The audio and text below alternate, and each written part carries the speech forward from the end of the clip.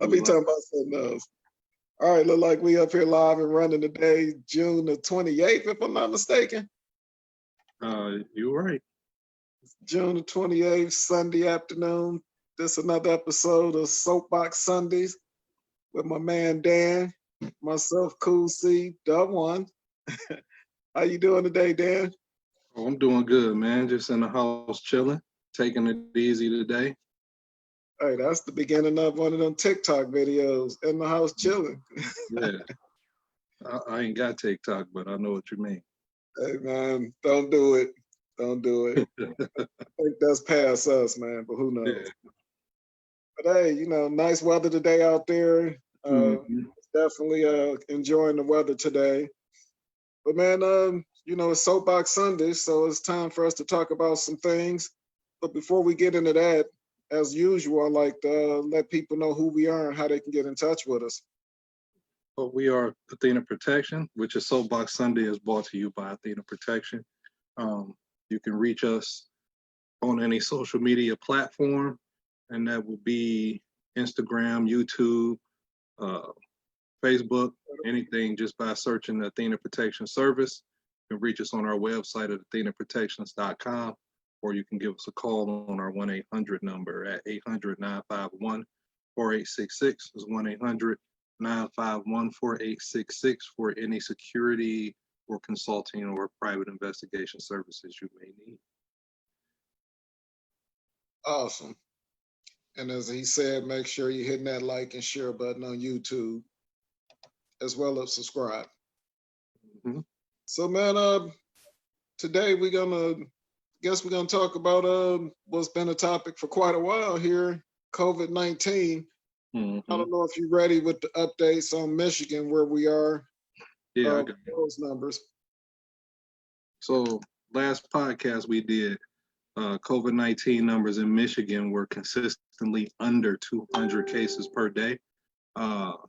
Since Father's Day weekend, we've seen cases go close to 400 new cases per day.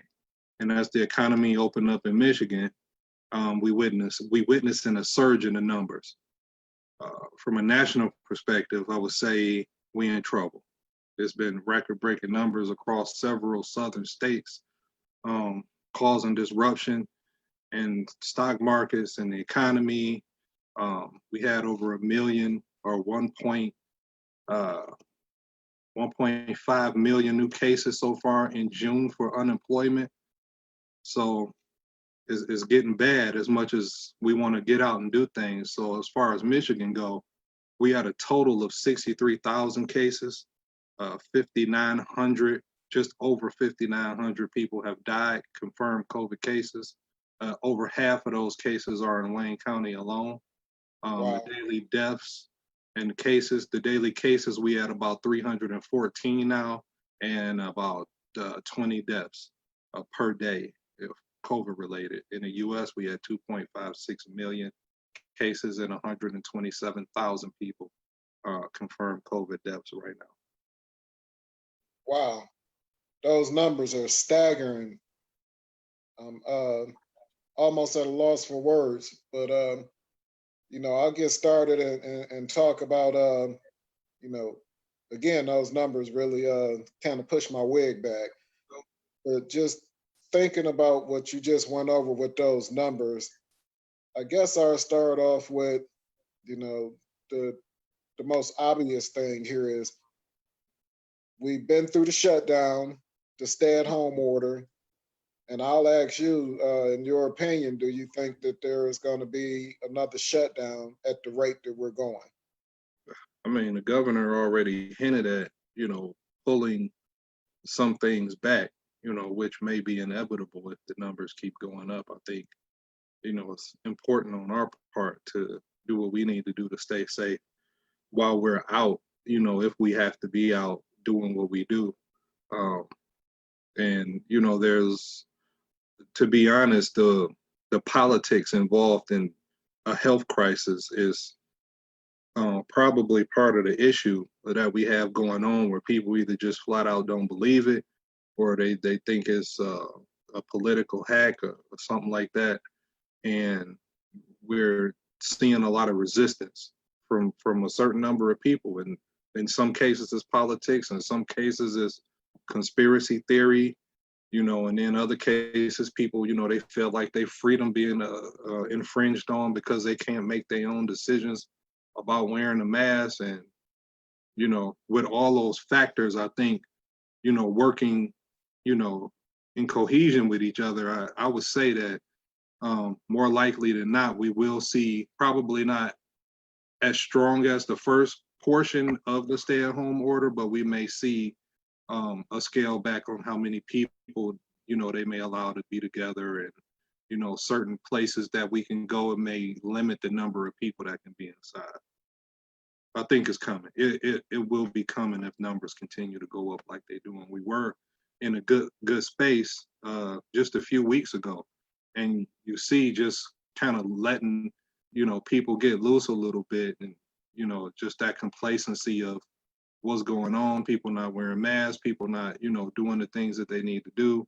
And here we are with numbers surging, not like in the South, but still a significant number to jump up from where we were just a few weeks ago.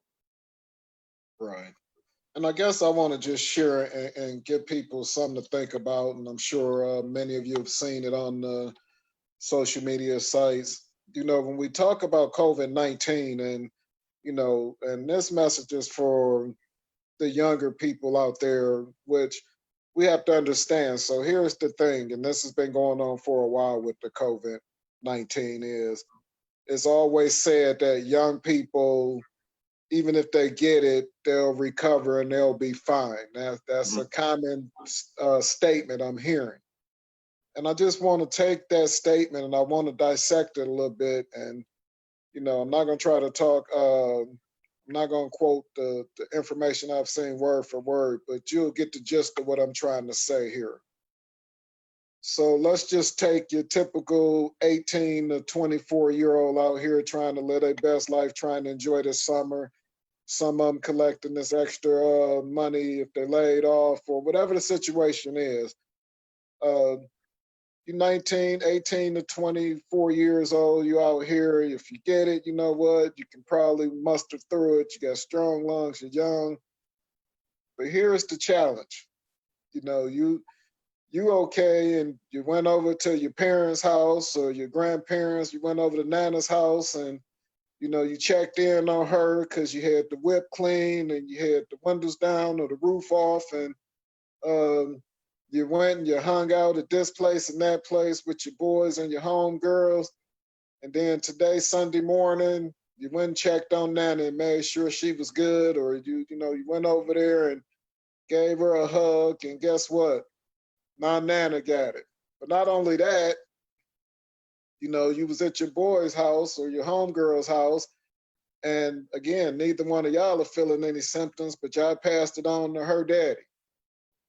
And then her daddy, who's in pretty good shape, he didn't catch it, but he went to his work and he gave it to 3 people there, who in turn went and gave it. And I could go on with this story. You get my point.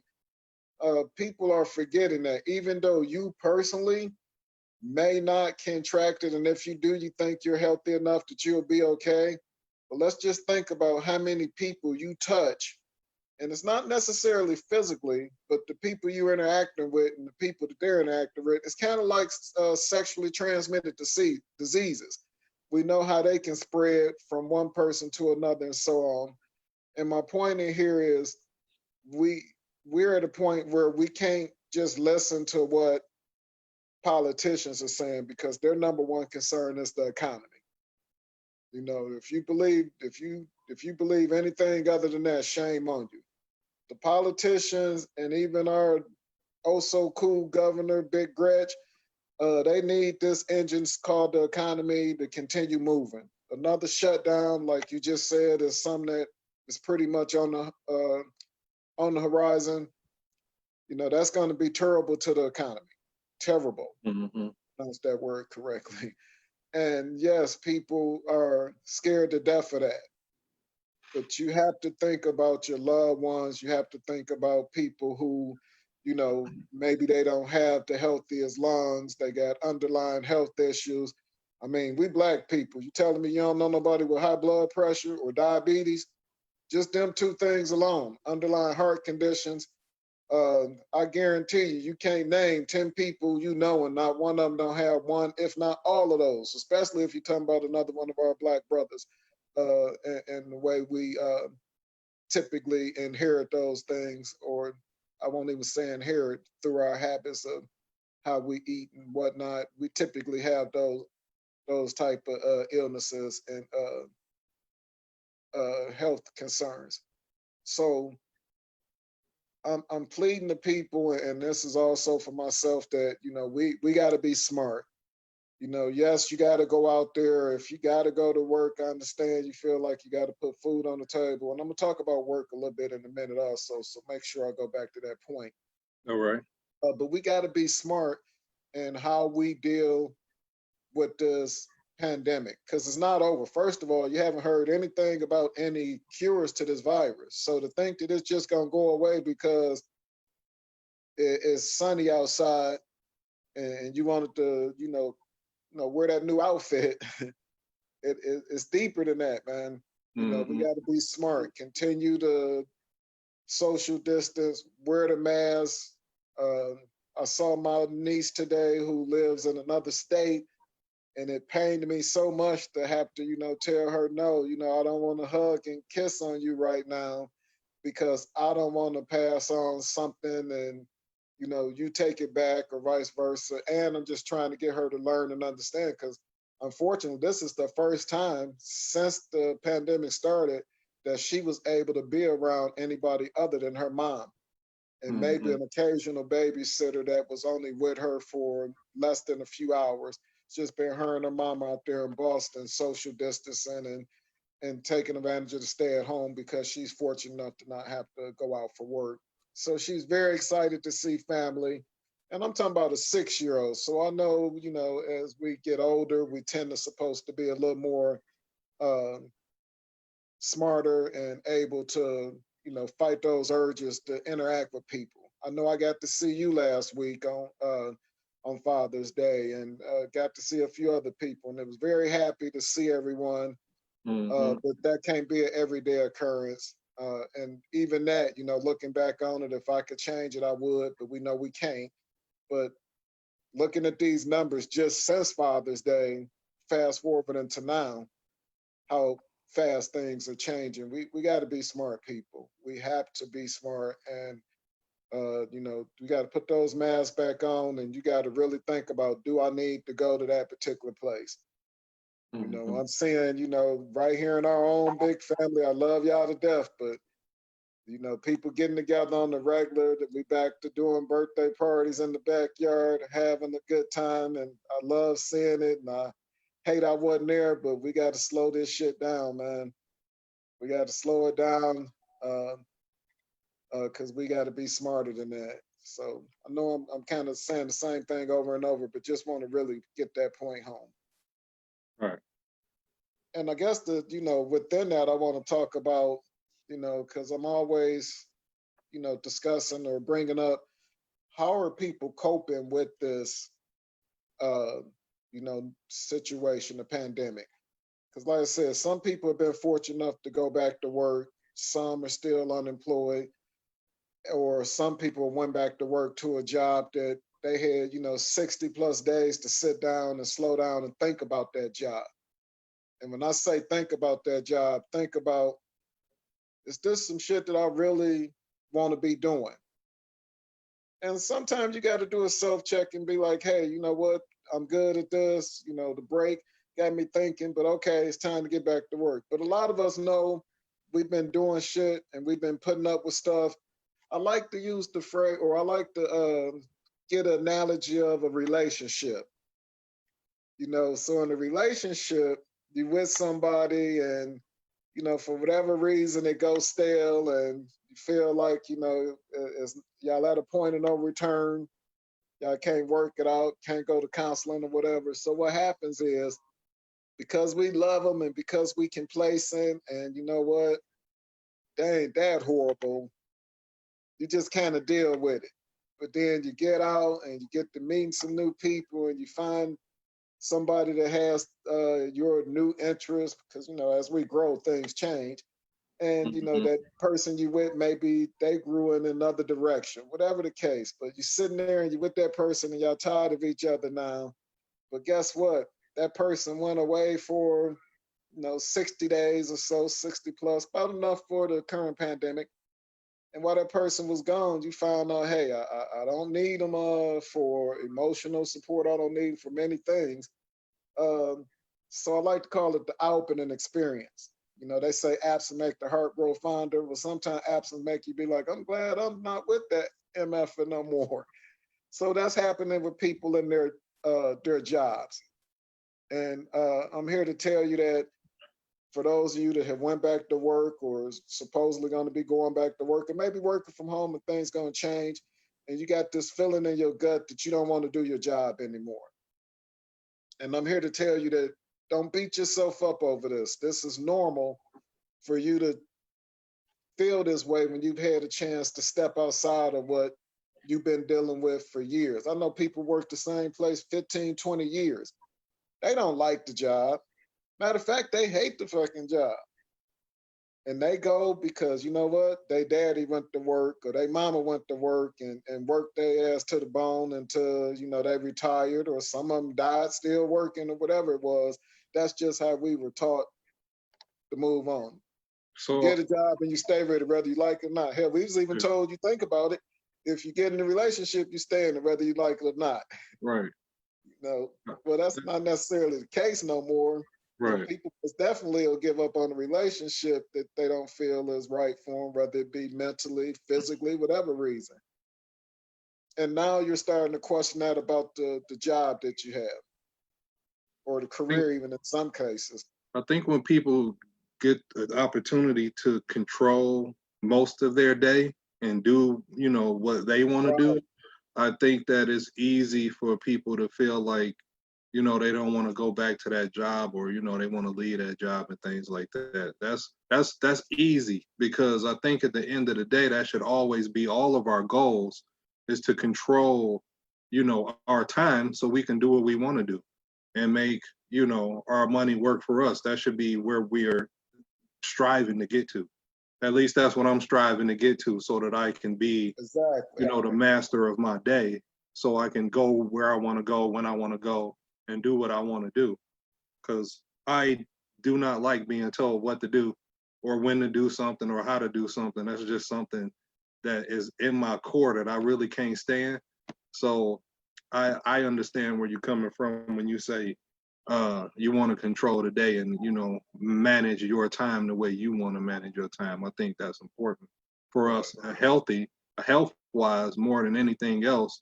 And that's my point. Because yeah, being at a job you don't like is stressful, and they say most people die of heart attacks on Monday morning, on they before Wow. they go to That's work, deep. because they the stress of going to work and doing something you don't feel like doing, or dealing with you don't feel like dealing with. So I think it's healthy for us to sit down and discuss and talk about where we want to go in life and what we want to be doing in life, and how we can maintain and manage a certain lifestyle doing that. Because I think it's more healthy when you're doing something you enjoy doing, or you get something out of what you're doing, and you got a good team of people around you. I think that's extremely important, not only for health reasons, but um, just overall, just your overall psyche of, feeling good about the day and looking forward to going to work and doing, something that you enjoy doing. I think it's just the overall benefit that we can have if we learn how to manage our day and do what we want to do and control our time. Right. And don't let that, and my other point I wanted to share with everyone talking about this is because I know a lot of people right now are dealing with a lot of emotions. Hmm. And you feel some kind of way about, not working or considering leaving that job, whatever it is that you got on your mind that's kind of tugging at you. But deep down, you feeling like it's pressure just on your chest. and you can't get past it. You know, first of all, if it's to a point where you feel like you might do something harmful to yourself, or feel like, you know, there is no need for you to continue on, please seek out some help.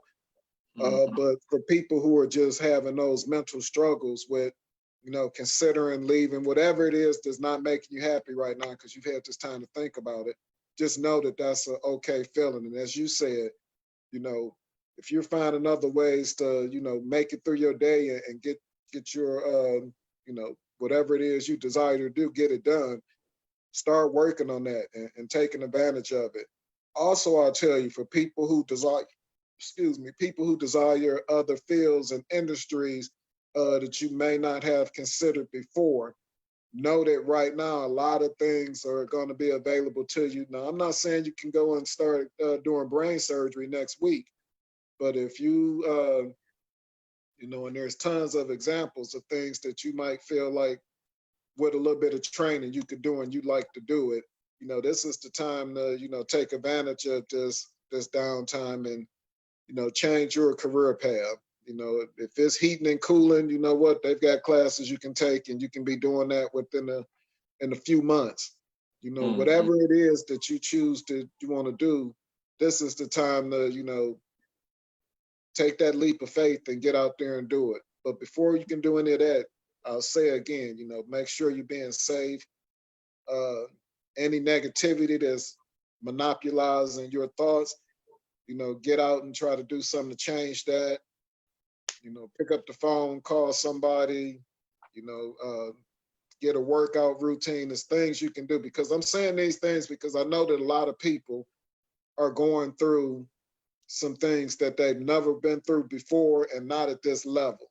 You know, if you're unemployed out there and you're trying to make it, and you know the unemployment, you're hearing that, you know, it's going to be stopping, or Mhm. whatever is going on that's got your mind not at ease.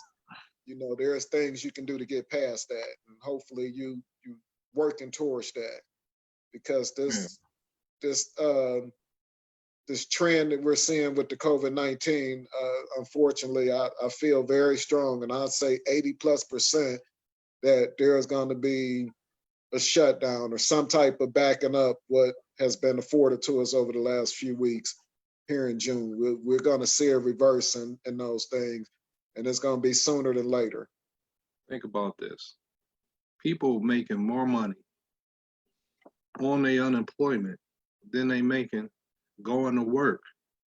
Minimum wage in Michigan is $9.65 an hour. That's $20,000 a year. Effectively, that's really that ain't shit. No, Considering the cost of living, how much it costs for rent, how much food costs. You know what I mean? How much, especially if you got kids at home, how much it costs to feed them, how much do it cost to clothe them? Then you gotta, all these other bills that come into play. That is too much for some people to bear. So then you have people sitting at home making more sitting at home. I mean, what I don't think it's the problem with them making more on minimum wage. Pay them more money. exactly. Then they won't want to sit at home on minimum wage. I think it's a problem when you think that giving them more money is the problem. I think the problem is you're not paying them enough. And I Right. think Why minimum so wage many over the people are suffering? last few years has only gone up like $2 or $3 just over the last few years. I remember, hell, I started working 94, somewhere around there, minimum wage. I think I was making $5. So you mean to tell me we ain't went up another $5 in 30 years? Right. There's something crazy about that. And I mean $5 an hour. I mean in over 30 years, the minimum wage haven't went up. $5. Mm-hmm. Like that's an underlying problem that Great point. getting overlooked, and you bashing people for being on unemployment. Pay them more money. Exactly. You know, you want the economy to move and be in the black. That's what most definitely needs to happen. You need to pay people more. Yeah, I mean, you think about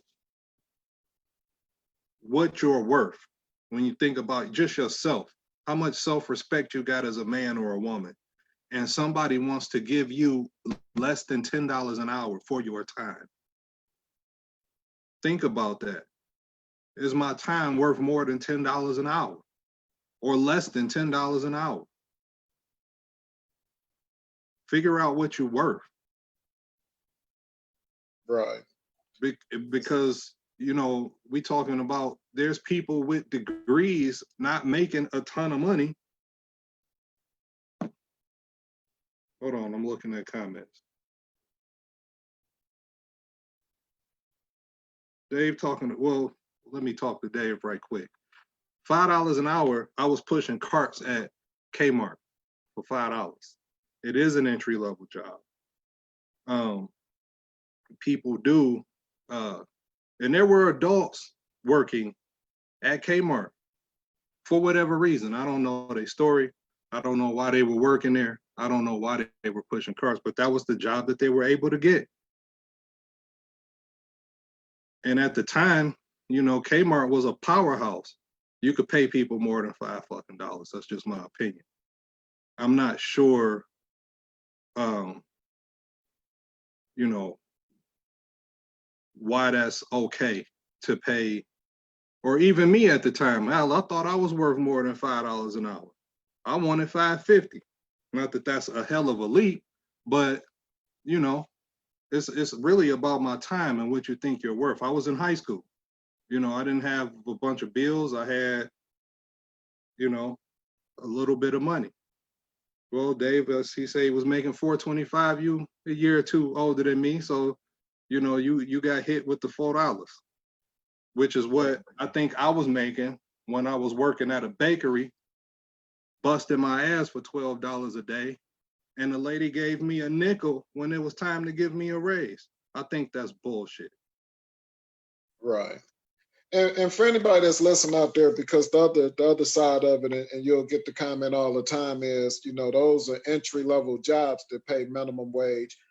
And I will tell you that out here in today's economy, and if we you know want to dig deeper and look at the lack of education, the lack of so many things that are in a lot of these communities that aren't available for individual to be able to be in a position, even feel qualified to ask for more. As you said, there's people out here right now with degrees who aren't able to get jobs in their industry. And we're not talking about just in general, we're talking about right now today. You know, people can't take care of their families without this government assistance. And that's just keeping it 100. For those of you that still are able to take care and maintain your household, that's great. But the average person right now, due to the lack, and I won't say lack of jobs because there's a ton of jobs out there, but here's the thing for people like myself who are concerned for my health and safety now within a job, because there's tons of places you can go and work. Hats off to the people that are, you know, in, you know, let's just say the neighborhood Coney Island, that has sit down service that's now back open.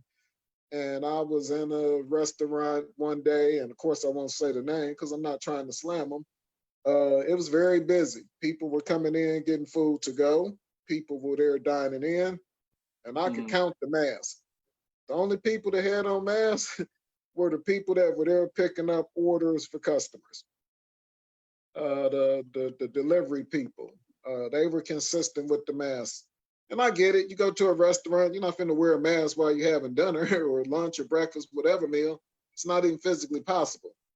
But the fact that people are out and trying to do those things, and my concern is, you know, yeah, those people are making those decisions, but the people who, as we say, want to try to go out there and get a job, or they work at, you know, one of the, you know, the essential places, you know, the grocery store, the home improvement store, whatever, the amount of people that they happen to deal with and be in contact with. We know this virus, or we've heard this virus can be spread numerous ways. You know, going in a burn, flushing the urinal, for men, you know, that urinal sprays right up in your face. Some men probably never even thought about it. But my point is, not getting into a long story about that. My point is, it's a lot of people who are nervous about going back out here into the economy as well, even though people say, well, there's jobs out there. People just lazy and don't want to come to work. They'd rather be at home and collect unemployment. No, some of these people are scared. They're scared to be out there all day someplace where they don't feel their safety, health wise, is going to be safe. That's just the facts of it. You know, there are people that are taking this serious. Um, and I'll talk about this next. You know, if you are getting unemployment, as people say, sitting at home, because we forget, you know, we still have kids that aren't able to go to school. So, you know, they're home. I know it's summertime now, and technically they would be out for summer break. But for those people that still have small kids that they have to deal with, school age kids, I'll say, uh, and have to be home with them, you know, that's a challenge. You know, are you ready to take your 2-year-old? Are you ready to drop them off with a bunch of other kids now every day while you go to work? Are you comfortable with that? You know, and I'm asking that. That's a philosophical question for the parents out there. You know, are you ready to take your 1-year-old or your 2-year-old baby, or hell, your newborn, now that you need to get back to work? Are you ready to send that baby off someplace where you can't control that environment 24/7? You know, so there's a lot of factors when people say, well, the economy is affording people opportunities and they're just not taking advantage of them. We got to think a little bit more into the big picture, because that's the stuff I think about. A couple of things, because I appreciate Dave for all his comments right now. Hey, shout out to Dave. Happy belated birthday. I am probably, I don't know what to call myself, but no, I didn't stay anywhere and do anything. I'm not the kind of guy that kind of stay places. I move around a lot. But I will continue to say this. I don't think minimum wage is enough. I don't think that people can properly live off of $9 and $10 an hour or $12 an hour, which is really not enough at entry level. Sometimes those are entry level. Sometimes those are the wages you get. You know, once you move up, you might be making $12 or $13. That's not enough money for people to operate with. I don't think so, considering how expensive it gets for living expenses, and how much it costs just to live. As far as education, I think it's important. I think education is critical, especially financial education and teaching people how to manage their money better. That's something I think is really, really critical to succeeding, and learning how to manage what you have. A lot of people have a habit of buying things they can't afford. They have a habit of wanting, to spend money that they don't have. You get into credit card debt, or you're borrowing money, or you're renting furniture. It's just things that we shouldn't be doing. That is done a lot, and that's because of a lack of financial education. I think I need to be specific about that. We need to be better with our financial education. As far as education overall, I think I'm not that qualified to discuss the education system. I know that it is flawed. I know that it needs a lot of changing. Um, I don't think standardized tests are helping kids be educated at all to where I think that they need to be at a level they should be. I think Right. That parents need to play a bigger role in educating their kids over the summer and after school, and making sure, that those kids are getting, you know, the reading time, the experience that they need. I don't think that that's happening. I don't think, I think the summer vacation destroys some kids because they don't do anything. And then it's catch up time by the time the school year is back on. So, like, they've kind of been out of the loop for a while. So I think Right. just the structure of school and period is wrong, because we're not really competing with the rest of the world as far as education goes in the United States anymore. Now, that's my take on it. But I think that uh, financial education is really important, and understanding how to benefit from group economics and families sticking together. And I think I just spoke about this recently.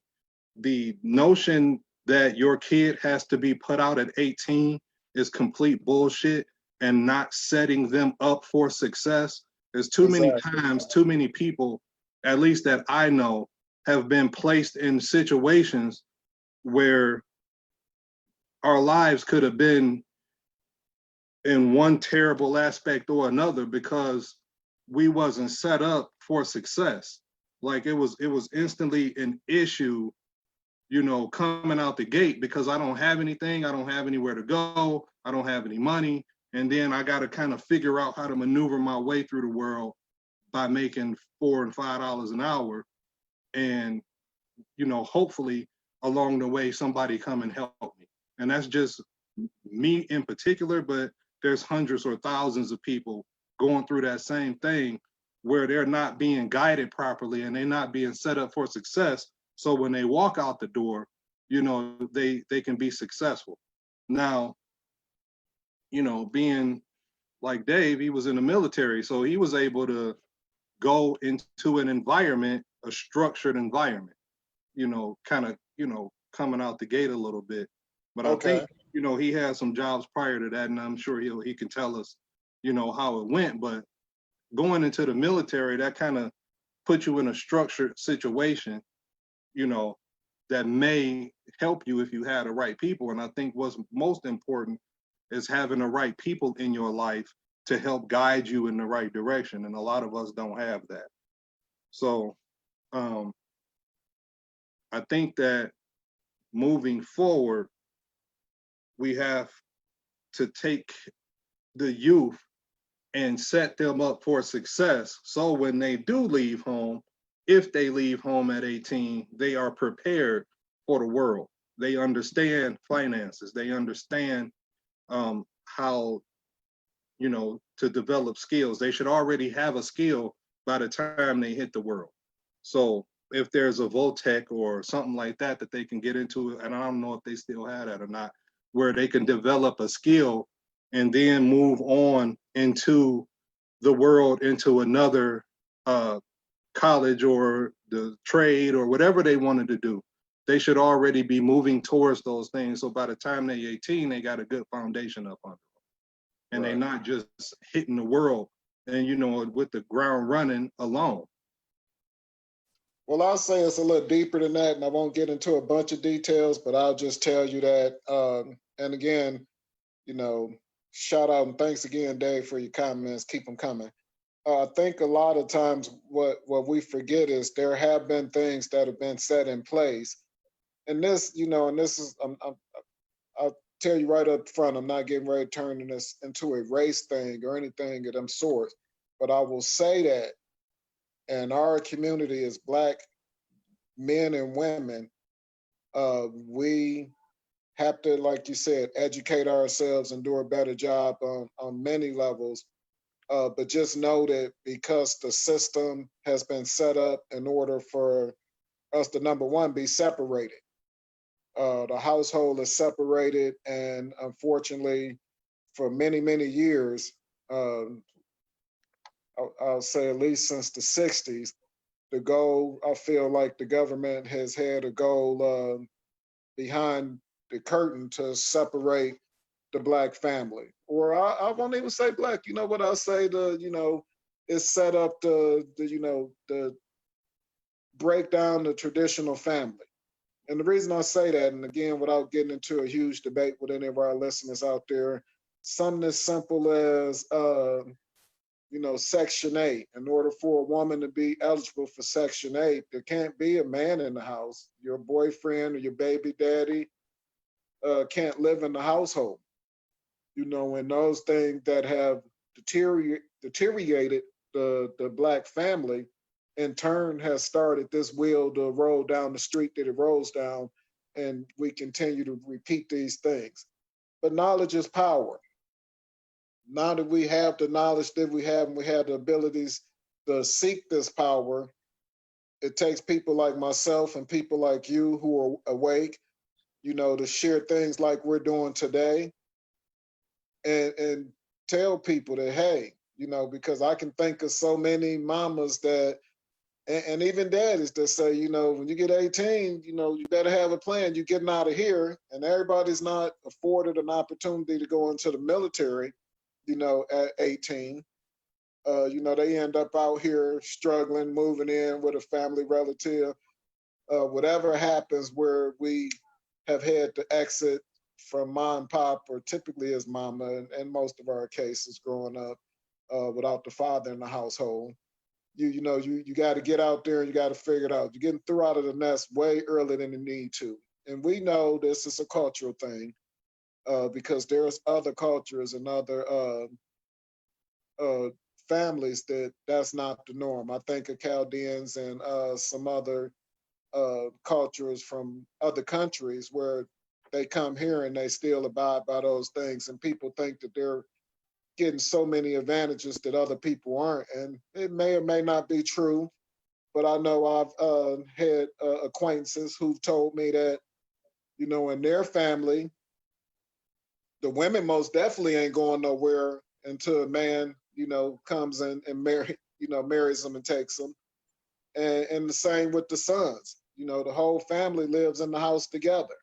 They have dinner every evening together. There's things that culturally aren't in our lives right now. And, I'm not trying to have a pity party, and I don't want anybody else out there listening to think that I'm making excuses, but that's just what we've been. We've been separated and divided for a long time for whatever reason, but that's a big part of why we don't have those opportunities as others, because we talked about it on the last podcast. I made mention of a video of a guy talking about running a 100-yard race and giving the winner a $50 bill. There are so many things that happen that a lot of times are out of our control. Can we fix it? You know what? Me saying that I'm going to change and I'm going to do it differently, you know how many generations that's going to take for me to start doing it right now? Unfortunately, I won't really get to see it in my lifetime for it to be in that area, in that effect. But we can continue to educate and talk about it. But just know for right now, it's like we are starting almost right now. Education on money and finances, oh, that's key. If I ride past one more Foot Locker or Snips or whatever Mr. Allen's new name is now, and see the line, and I get it, they social distancing, but if I see another line down and around the corner, I don't even know where these people getting dressed up to go. But hey, that's just me sound like the old man talking about stay off my grass. I get it. Young people want to shine and do things. But back to my topic and my point. We have to start changing the way we look at how we move. You bring up a great point, and you said that is so key. We got to stop taking these 18-year-olds and saying, all right, get out there and figure it out. And I know the rebuttal is going to be, hey, these 18-year-olds, they think they're grown, blah, blah, this, that, and other. I'll use this analogy, and I know I'm going to sound a little male chauvinistic, so I apologize ahead of time. It would be the equivalent of complaining about your wife, don't do this, that, and the other. You ain't said nothing to her, and you ain't changed it. That's your problem, bro. So if you can understand my knowledge, my analogy is, we can't complain about what our youth do or don't do if we're not the ones that are demanding certain things. The same way we demand equal rights, the same way we demand to be respected, we have to do those same things with the youth. The youth are only doing what has been afforded to them through parents not doing what they're supposed to do. A lot of parents right now, you want to have a certain relationship with your kid, and I'm just talking about in our community.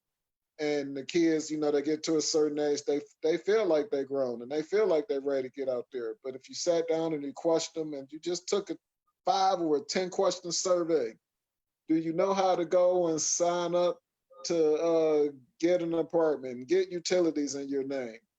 Okay, yeah, that's all about the moving out, but do you have a bank account? Do you know how you use a bank account? You don't just get a debit card and just use it until it stops working. Do you know how to Mhm. balance the checkbook? Are you setting up with your employer, whether it's minimum wage or not? Have you set up and put yourself in a situation where you have some money that you're automatically saving through a 401 or any type of profit sharing that's available at the job?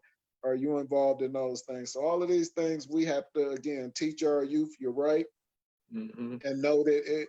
We could talk about how it wasn't available before.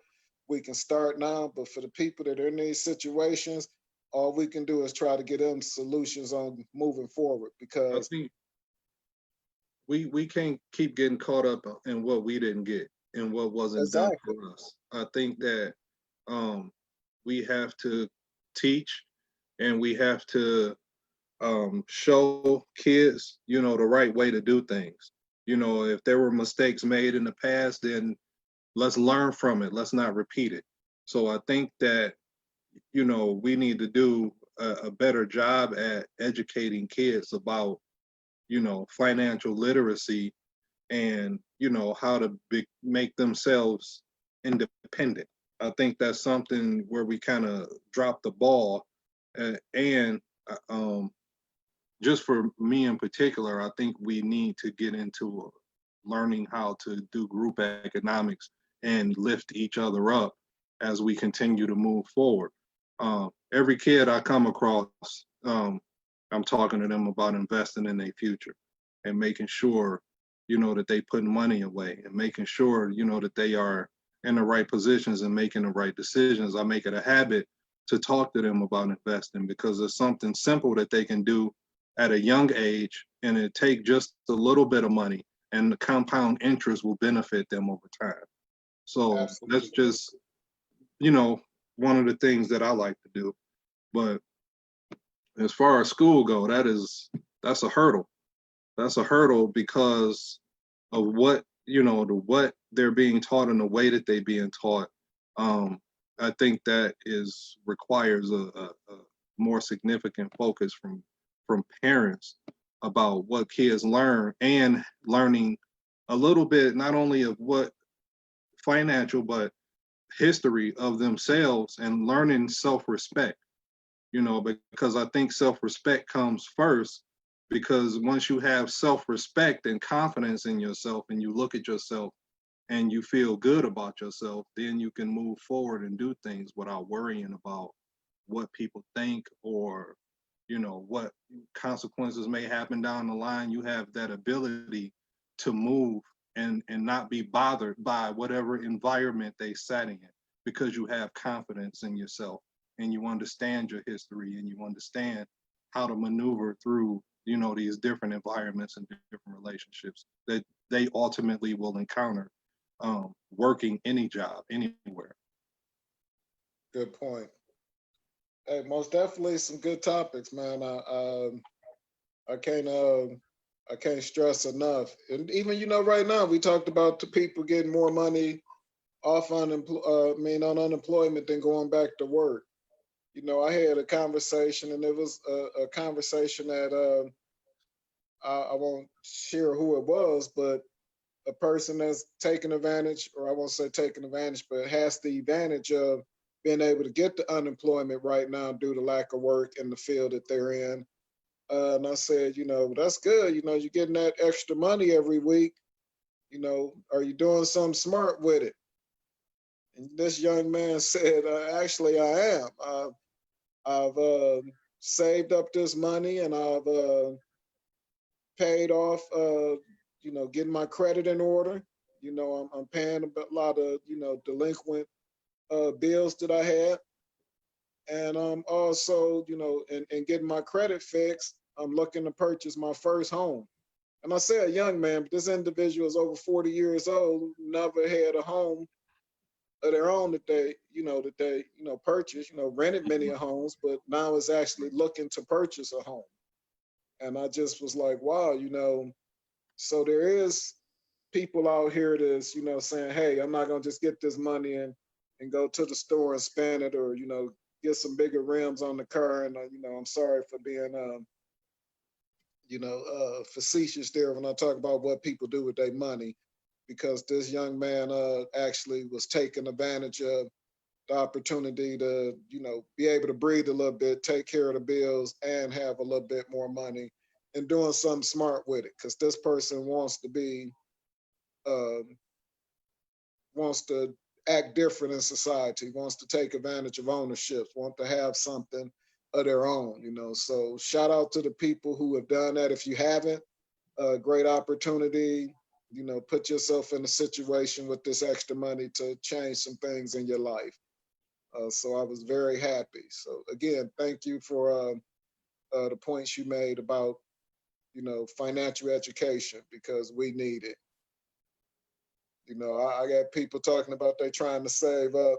They want to get a nice apartment, and they need you know, I kid you not, this young lady says she need about 5,000 to move in to this apartment, and the rent is, and I'm not exaggerating here, $1,400 a month. I said, man, you know what? You put another couple thousand with that first time homeowner, you'd be able to put a pretty penny down on a very, very nice house someplace and have a house payment probably half of what you're talking about paying in rent, but you will never get ahead on. Mm-hmm. So again, just, like you said, we have to do as much in educating people, uh, our people, moving forward. So some great points. Reach out to people, young people. You got a bunch of money and you don't know what to do with it. Those are some of the things that you should be considering. If you got financial credit issues, take this opportunity to fix them. You tired of living in apartments. I mean, and for me, I'm not saying that I won't never live in an apartment again. Because we just never want to say never. And people had their hangups about being in a house versus apartment. You don't have any lawn maintenance and all these different things you don't have. And I like to point all of the things that you don't have when you're not in a home. You don't have a lot of privacy. If your upstairs neighbor wants to have a romp with his significant other at 2 a.m. And after some hen dog and a couple other party favorites, and be up all night shaking the bed, you got to deal with that. You know what? That neighbor who got a 2-year-old who you think is practicing for a marching band, you got to deal with that. That neighbor who like to cook what smell like goats, you got to deal with that smell. And I'm just saying all these things, obviously, joking a little bit, but when you live in an apartment, there's a lot of things you deal with that's not your problems. You take on all your neighbors' problems to a degree. But again, I get it. Some people prefer it, whatever. But just anybody who was considering, not living that way, know that it doesn't take a lot of money to be able to get yourself into a home, especially if you're a new homeowner. So again, just things to educate that, like you said, these things aren't being taught in school. And never mind, when you have a home, come tax season, you can get some money back. That house helps you get some money back versus uh, living in an apartment and the amount of taxes that you pay. Right. Definitely things we need to cover. I'm gonna spend a little bit because something I keep seeing people send me stuff in my inbox all the time. All these different police videos of police officers doing police things. Every video of somebody on the ground is not a fucking assault, is not police being brutal. Sometimes they're just doing their jobs. And you got to understand, I think it's important for people to build a relationship with the police and kind of understand why they do what they do, why, they are acting in a particular manner. So one of the many things I received this week was a story regarding an officer who pulled a gun on a lady. Well, the lady had borrowed a rental car, and the rental car was due back. And the lady, I don't know if she didn't know or she just didn't take the rental car. And the car was reported stolen by the rental company. So when the officers found the car, the lady was in it, and they treated her like she had stole the car until they figure out who she is and what's going on. That's protocol. So Okay. they will draw a weapon and order you from their car and tell you what to do. Um, I think people being way too sensitive about police matters. Understand why they doing what they doing, and first get all the information about what happened in a particular scenario before you start going crazy and screaming. You know, the police were Yes. being rude or doing whatever the case may be. Most instances, they are just doing their jobs and they want to be safe. They don't know who stole the car or what the situation is. When you approach a car that you know to be stolen, 9 times out of 10, the driver stole the car. And then sometimes there's like this lady, it was a rental car, and it wasn't um, a violent act or whatever. And sometimes they don't take the cars out of the system, and it might be your car, and the car is still reported stolen. So if the police approach you like that, your car is registered as stolen still. So it's you gotta think just the totality of the circumstances is what we kind of like to call it. Understand what's going on before you start sending videos or complaining about the police doing something and you don't have all the information. So I think that's important to understand, have a full understanding of what's going on before you start tripping or start complaining and making complaints about what you see. If I could interject here for a second, because that's a great point you bring up, and we always say we have much respect for our men in blue out there. We will not throw all of the police officers into one category because of some of the unfortunate things that happen out there. I like to tell people when it comes to social media, we have to, like you said, we got to be real careful because I can't count how many times I've seen a video where by the time the video is shared and at the point that it's shared, you don't have any backstory on what started this out. You Mm-hmm. know, so we have to be really careful. And the only reason I say that is for those of you out there, and I won't talk about my political stances. Sometimes I think it's kind of obvious, but I like first of all, I'll tell anybody that watch the news, know that they're going to report to you what they feel you need to be reported. And when I say that to mean that if you were somebody who just wanted to, the next time something major happens, especially if it's political, say it's the current president says or does something, and when it's on the news, uh, you know, just for shit and giggles, watch CNN's response to it, and then watch Fox News response to it. Now, obviously, I just picked two stations who we know that on one side of a political uh, platform versus another. It's very apparent where they stand. But the way they'll take the same story or the same storyline and spin it to make it look appropriate to the believers or the people who frequent those stations is unbelievable. And unfortunately, that's what's happening in social media a lot.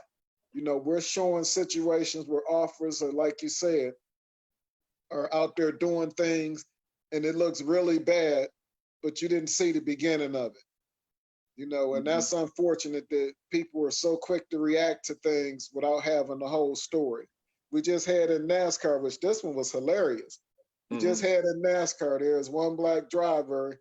There was what to be, not what to be. It was flat out a noose was found in his garage. And for people that don't understand NASCAR, they travel from city to city on a weekly basis. And when I say his garage, it's, you come to town for a race, you assign the garage for you and your team to work on your race car for race day. This particular black racer, a noose was found in his garage. And in his defense, on TV, they can't go into detail, at least the talk shows I watch. They're real careful to not compare him flat out to I won't even do it either. I'll say Juicy Sator, the actor from on a TV show that used to come on who, screamed wolf when there was no wolf, and come to find out the whole thing was fabricated for whatever reason we still don't know.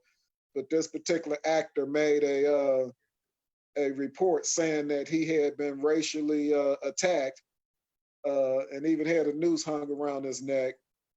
And people were immediately, when they found out, and this is the funny part here, don't forget I said it was funny, when they found out about it being there a few days later after FBI investigation, it was found that, well, it wasn't put there for him specifically. That thing had been there since 2019. So it had nothing to do with him. And everybody was like, see, you're trying to start a race. Like, wait a minute, time out. Why the fuck is it a noose hanging there, whether it was for him or not? Why is this pull down rope, which is basically to help pull the door down, if I'm not mistaken, why is it tied in the fashion of a noose, and nobody had a problem with it since 2019? Whether it was geared towards this particular Black person specifically or not, why is it okay for somebody to tie a knot into a noose and use it as someplace as big and as so-called has a reputation that NASCAR has had for so many years? They just told motherfuckers stop bringing Confederate flags to the stadium. What, 2 weeks ago? They just started. So this particular sport has had a known history because it's generated in the South. A lot of Southerners, it's tied to a lot of racism indirectly. So to me, it was hilarious that everybody's like, well, see, it's not a problem. Noose wasn't even for that Black guy. It was probably for another Black guy. It wasn't even for him. Or it was for, in general, anytime we see a noose, it ain't like, wow, they taught that knot in the Boy Scouts. That's a cool knot. No, that's not the knot they teach you how to tie in the Boy Scouts. That's not a knot that's tied to, the best way to secure your boat. That's not a knot that's tied with, only thing that knot is used for is hanging people. That's the only purpose I've known for that to be, and what his represented as long as I can remember. So I just thought it was hilarious that the media comes out and says, oh no, well, it wasn't geared for him. It had been there already, and everybody thought that was okay. Or they tried to turn in and say, to see, there go another one of these Black people trying to make this thing a race thing and make it bigger than what it was. Number one, this particular NASCAR gentleman, he never saw the news personally. He was made aware of it. So he didn't put out any of these reports, any of these things that, was trying to pin him into a particular situation, or saying that he was trying to start a race war and screaming wolf when there was not one.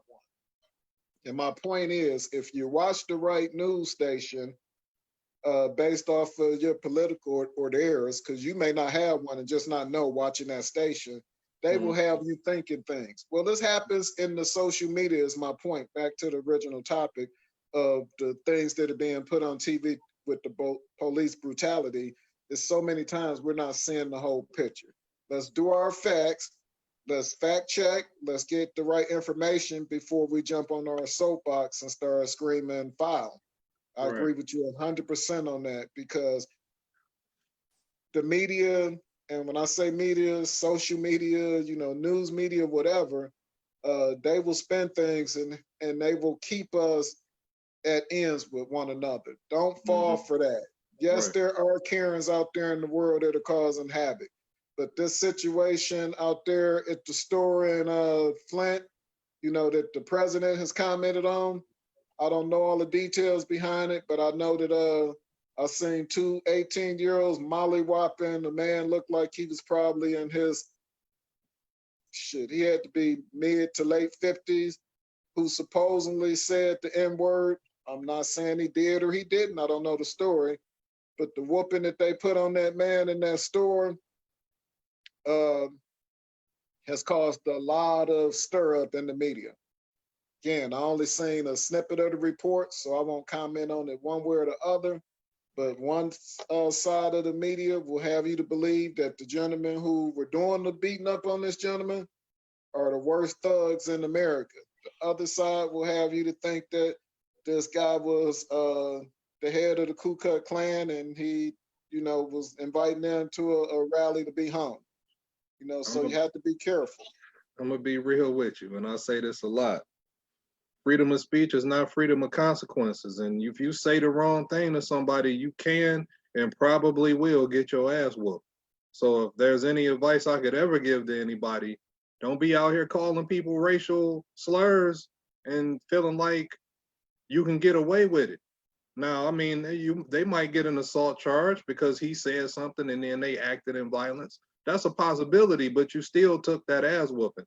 So to avoid such situations, I think it would be beneficial for people to keep their mouth shut, and don't bother people and call people out of their name. You know, I Right. think I that's agree the safest 100%. route to go. And my point is, without knowing the whole facts behind what happened in this particular case and proving that two sides of the story will most definitely divide us. And the goal, I feel, is the powers to be would love it if the race war kept heating up and kept being what it is. Because that's the great distraction that's always better than any other. And again, I'm not saying don't remind people that we are not our grandparents when it comes to how you can and can't deal with us in society. Because I agree 1,000% with what you just your previous statement. But my point is, we have to be careful for the ones on the outside looking at these things and how we react to them without Mm-hmm. having all of the facts. Yeah. Because we all know that, you know, social media will do that to you. So just be Yeah. careful is all I'm saying. Be careful and be consistent.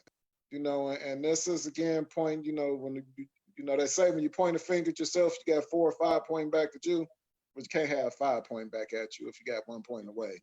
At least Right. 3 of the fingers is pointing back at you. Let's just say Mm-hmm. that. Yeah.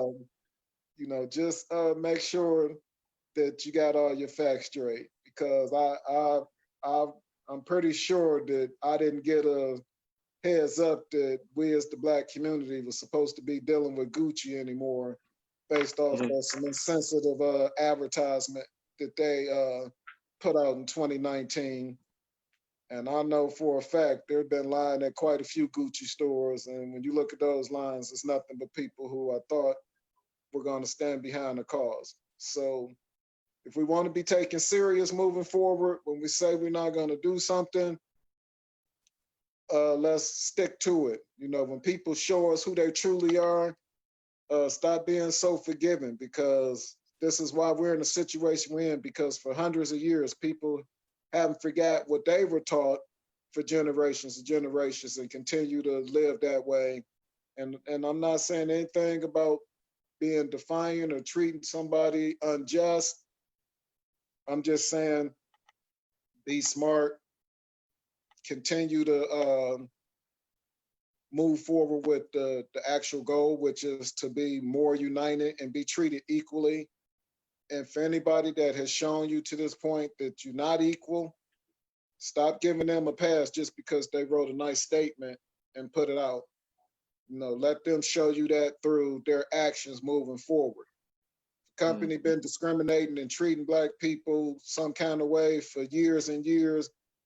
And we decide as a community to stick together and not deal with that particular merchant. A statement from them and is not enough. You know, throwing $100,000 to a cause, that's great and we appreciate it. Thank you, but I need to see more consistency because first of all, the 100,000 is a drop in the bucket for you, And a and what you write-off. do going forward is what I need to see. And you got to prove it to me. It ain't no different than I always go back to relationships because I love them. Hey, Mm-hmm. you get put out of the house. Hey, you might not be able to just come back because you said you sorry. You might have to stay out there for a while. You got to go back through the dating process. You got to court that woman or that man again. You got to earn that trust. You know, Mm-hmm. stop giving people your 100% trust back when they haven't earned it. Yeah, I agree with that.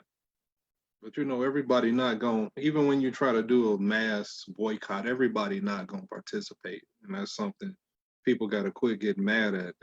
Everybody is just not on board, you know, with those kinds of things. So, you know, you got to deal with the majority of the collective and, you know, hopefully, you know, people have enough self-respect to not um, go to businesses like that and give them your money.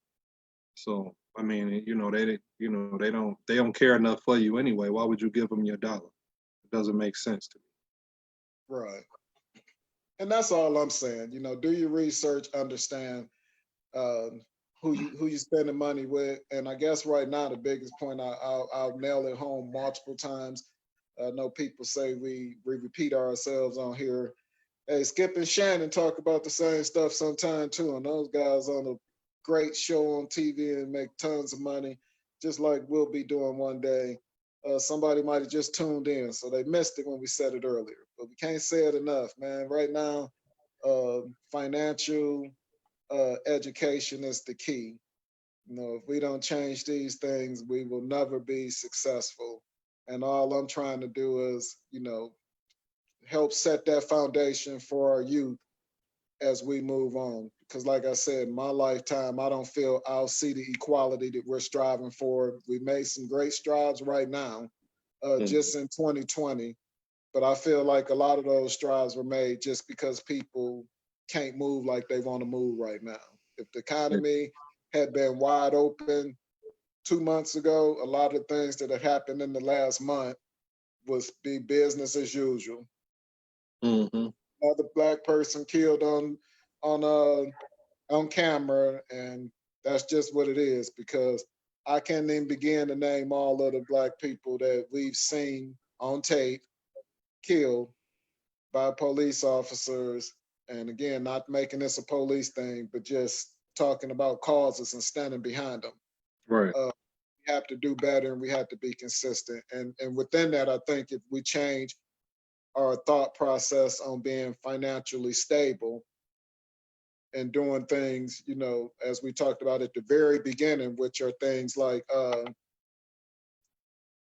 putting yourself in a position where you can work and do what is best for you and your family. In a lot of cases, maybe even doing your own thing, as opposed Right. to working for somebody else that wants to give you minimum wage. I agree, man. But that's gonna take time, and it's gonna take Absolutely. collective effort from everybody to have a common goal in mind.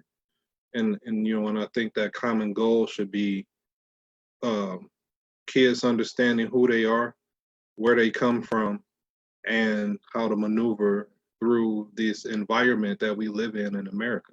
I think it's just important that we continue to have these conversations and talk you know collectively and amongst each other so that people understand what needs to be done.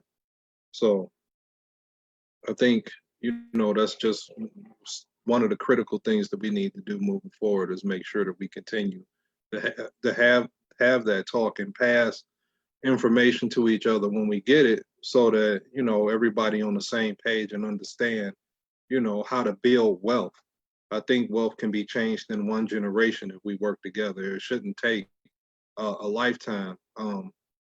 The kids now should be much more better off than we are if we do the right thing. And for anybody that's listening, and I can get inside of your head a little bit here, and I'll just piggyback on what you're saying, because some people will say that it's not that easy. We have Mhm. more technology, and when I say technology, I'm not just talking about social media, but these devices afford.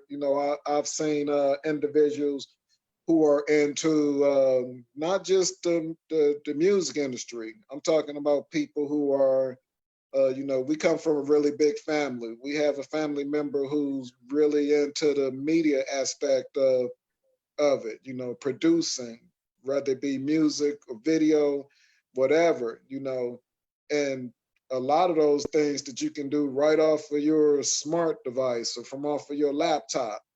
I just had or overheard him having a conversation with another family member about some things that particular family member wanted to do with sharing their art and their talents on social media, and how to do that, and how to use some editing processes to make things different. So the ability to be able to do some of these things, yes, you need to be go to school, but the technology that's available now and the things that you wouldn't have thought interest you before are available to you. You know, I seen my goddaughter show me a video that she made herself at 10. She'll be 11 later on this year, but she made a video and it was a collage of her from a baby to 10. So she didn't have a lot of material, but I thought it was cute that she was able to make a video to music and even had the music change as she got older on the video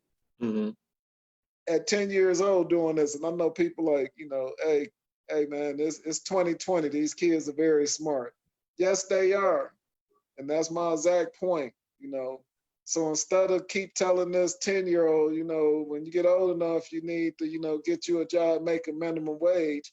No, right now while you're 10, continue on that passion you have. Do you know people will pay you to make collages for graduations, birthday parties, funerals, whatever it is, using this same talent that you have at 10, you could actually make a living off of it. Did you know that? So yes, you know, we have to educate our youth and let them know that this technology they use, and even if it's just a damn TikTok video, I know we talked about that earlier, maybe before we Mm-hmm. got on live, uh, using these skills you have and turning them into opportunities for yourself uh, is key, and we have to continue to educate our own with that because like I said, this 10-year-old could probably put you with you give her the information she needs, she could put together a pretty nice video for that graduation for you. And I'm sure tons of kids know how to do these things, but just getting them to Mm-hmm. understand it. Yeah, it's entertaining, but guess what? You can take this talent that you have to even put that together like that, Right. make money off of it. These are career paths that weren't available to you before. Now they are because of the technology. So it doesn't have to be traditionally. I'm not gonna tell my 18-year-old son, man, as soon as you can, try to get in Chrysler. They pay almost $30 an hour. You know, once you get in there, you know that's good for the people that's in there now. You know, and Mm-hmm. for people that's been there for a long time.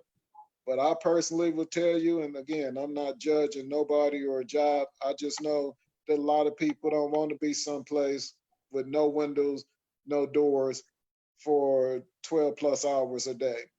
They want to Right. find another way to make a living. Hats off to the people to do it because I take advantage of their hard work and their sweat and tears every time I turn the ignition in my vehicle and drive off. So I got much respect for them, but I'm not going to tell my 18-year-old that's the only way you can make a good living is you Right. got to go do that. That's my point. I'm not knocking factory Mm-hmm. workers. Anybody who roll up their sleeves and still work, I got much respect for them. So Candace just said she wondered if our community suffer from generational trauma. Well, Candace, where you going with this? You just be throwing things out there and you just don't say nothing else. I need you to elaborate. Well, she elaborating on that because we actually talked about this before, Mm-hmm. and when we were still in studio. And Yeah. thanks for the question, Candace, by the way. But we talked about this before, and while she's responding, I'll say that a lot of times is exactly what I kind of was hinting on there. You know, generationally, we will tell our kids things, Mm-hmm. or they'll see things, and particularly at 18, you got to go someplace up out of here. You know, Right. those are the type of things that we have for generations. That's what it's been. And if, for us that aren't getting ready to go into a structured situation like the military, you know, what you gonna do at that age? You know, Mm-hmm. right now, for them to be successful is not going to be working at a fast food restaurant. We know that, or a lot of places because of minimum wage. It's going to end up being something possibly illegal, which in turn is going to set us back even more with, you know, death, prison, going through the judicial system and things of that nature. But most definitely, a lot of things that we do are inherited because that's all we knew coming up. And Mm-hmm. hopefully, I gave her enough time to respond. She's talking, but she's not responding to the statement. So Okay. I'll say this: it's been, um, you know, I think the destruction of the Black community has been going on in this country since 1619. America was, established in July 4th, 1777. So slavery is obviously older than the country itself. And the brutal mistreatment of Black folks in this country is older than the country itself. Um, at the inception of this country, when they found the documents, Black people weren't considered full human beings, 3/4, of a man. Fifth. And then you go through slavery, Reconstruction, um, Correction, 3/5 of a man, not even 3/4. yeah, uh, you know, got the Black Code era, Reconstruction, Jim Crow, redlining, all these different things over the years. Every person at one point that was a leader in the Black community was assassinated throughout the 50s and 60s, and then here we are. So is it generational trauma? I would say there's a strong possibility, yes, based off of the way people have been treated over the years, mistreated over the years, the way the systematic racism occurs in this country or has occurred in this country throughout time. I would say, yes, there is probably some trauma that we can point to that, people suffer from. And you got to learn how to get through, to learn how to navigate and overcome. I've had several experiences of, racism at work, in different places I've worked, just out in the street, uh, at schools, in some places I've been, I've experienced different things. And yeah, I would say that, there has to be some level of generational, trauma that takes place, because from parent to child, and then that child has kids, and these different generations keep happening, and we're passing along negativity throughout each generation. That's a learned behavior over time, whether it's through diet, through discipline, the way we teach, or the hands off of teaching now, I think is all a part of that trauma. So, there's, I think this uh, seeing slavery, images of slavery, Tuskegee experiment, seeing those things happen, seeing Black people killed in the street almost on a daily basis, or seeing people mistreated or beaten, through social media now almost on a daily basis. Seeing how people were chained, how lynchings were a public event where people had fun, and they had drinks, and they took the kids out so to see the Black man get hanged. I think all of those things, contribute to trauma and contribute to how people feel about themselves. And that's why I spoke earlier about having the confidence and understanding of your past so that you can move forward. I think it's hard to move forward when you don't understand who you are and what you represent, and then how to talk and speak to people with confidence and move through all these different situations that people will encounter. Great point. So when I see she dropping a lot of, experimenting with surgical procedures, amputations, abuse, rape, men being raped in front of their families, we know all these things happen. And I think that these things do linger. I think it does matter.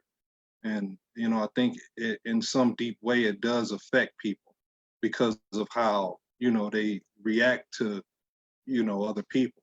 So, or, in understanding or not understanding, what they've been through. So I think, I don't know how to fix that. I don't know how to even begin to address generational trauma.